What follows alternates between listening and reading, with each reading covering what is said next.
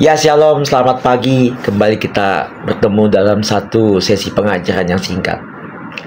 Saya memberikan judul pada pagi hari ini, apakah imam besar tahu klaim Yesus sebagai Allah? Kita akan bahas ini dan kita akan mendapatkan dari apa yang dikatakan oleh firman Tuhan, saudara-saudari yang dikasih Tuhan. Kita lihat, kita akan baca dalam tulisan Rasul Matius ya, dalam Matius 26 ayat yang ke-63 sampai dengan 65. Tetapi Yesus tetap diam, lalu kata imam besar itu kepadanya, "Demi Allah yang hidup, katakanlah kepada kami, apakah engkau Mesias anak Allah atau tidak?" Jawab Yesus, "Engkau telah mengatakannya. Akan tetapi aku berkata kepadamu, mulai sekarang kamu akan melihat Anak Manusia duduk di sebelah kanan yang Maha Kuasa dan datang di atas awan-awan di langit." Ayat 65. Maka imam besar itu mengoyakkan pakaiannya dan berkata, "Ia menghujat Allah. Untuk apa kita perlu saksi lagi? Sekarang telah kamu dengar hujatnya."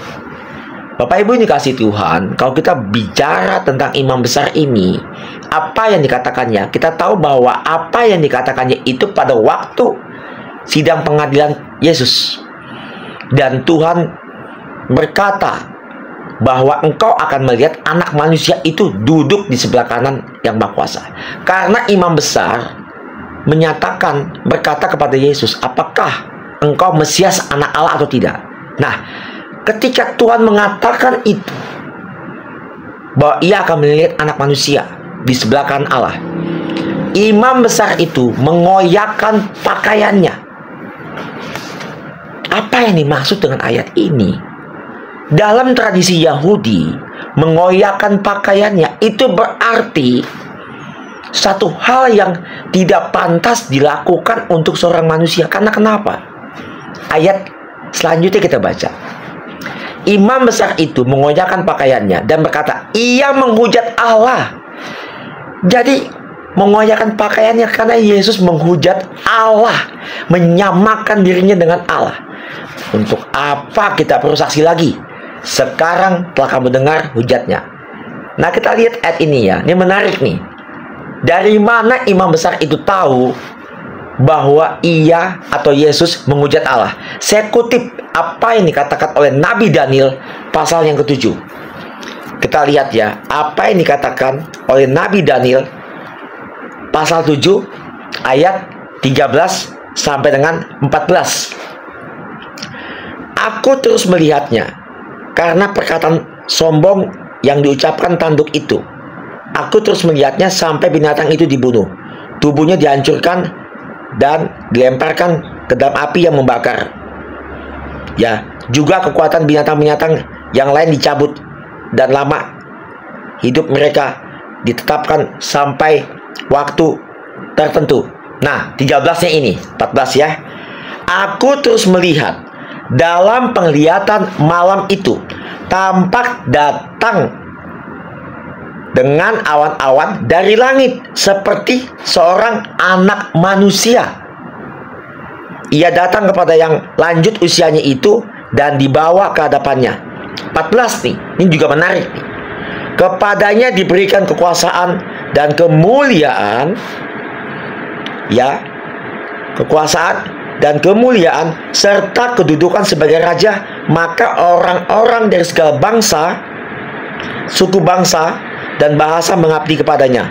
Kekuatannya, kekuasaannya yang kekal, yang tidak akan lenyap, dan kerajaannya, kerajaan yang tidak akan musnah. Nah, apa hubungannya imam besar dengan ayat ini?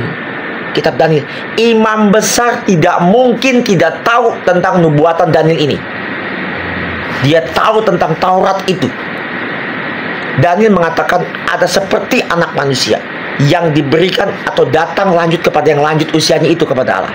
Dan kekuasaannya itu ya, kekuasaan yang dikatakan kekuasaan yang tidak akan berakhir, kekuasaan yang kekal, tidak akan lenyap, dan kerajaannya tidak akan musnah. Jadi imam besar tidak mungkin tidak tahu nubuatan Daniel ini. Makanya imam besar itu berkata kepada Yesus, engkau menghujat Allah, untuk apa kita perlu saksi lagi? Makanya langsung dikatakan Yesus harus mati. Jadi imam besar tahu tidak klaim Yesus tentang anak manusia itu, bahwa ia adalah Allah? Tahu, karena sudah menyamakan posisinya itu. Yesus menyamakan posisinya sebagai anak Allah, ia sebagai Allah itu sendiri. Saya kutip satu kisah lagi ya, tentang tradisi Yahudi atau kepengetahuan mereka, pengetahuan mereka tentang anak manusia itu. Saya kutip apa yang dikatakan Lukas dalam Kisah Para Rasul 7 ayat 55 sampai dengan 57. Tetapi Stefanus yang penuh dengan Roh Kudus menatap ke langit, lalu melihat kemuliaan Allah, dan Yesus berdiri di sebelah kanan Allah. Lalu katanya, sungguh aku melihat langit terbuka dan anak manusia di sebelah kanan Allah. Nah, ini yang ketujuh, yang ayat 57. Perhatikan nih, menarik. Maka berteriak-teriaklah mereka sambil menutup telinga, serentak menyerbu dia, dan seterusnya. Stefanus mati dirajam. Apa yang membuat mereka ngambil batu merajam Stefanus? Karena perkataan langit terbuka dan anak manusia berdiri di sebelah kanan Allah. Anak manusia itu muncul kembali di kalimat ini, sama persis apa yang dikatakan Nabi Daniel. Jadi orang tahu persis kalau mengatakan anak manusia, dia menyamakan diri dengan Allah. Apa konklusinya? Apakah imam besar tahu setelah Yesus mengatakan ia adalah anak Allah? Artinya menyatakan dirinya adalah tahu. Makanya Yesus dikatakan ia telah menghujat Allah. Kita nggak perlu saksi lagi. Demikian pengajaran pada pagi hari ini. Kiranya memberkati kita semua. Mari kita bangun terus hubungan kita dengan Tuhan. Tetap berdoa, berpengharapan. Jangan lupa nih satu lagi, baca Alkitab. Itu yang paling penting. Iman timbul dari pendengaran akan firman Kristus. Maju terus dalam Tuhan. Tuhan Yesus memberkati. Soli Deo, Gloria, Shalom.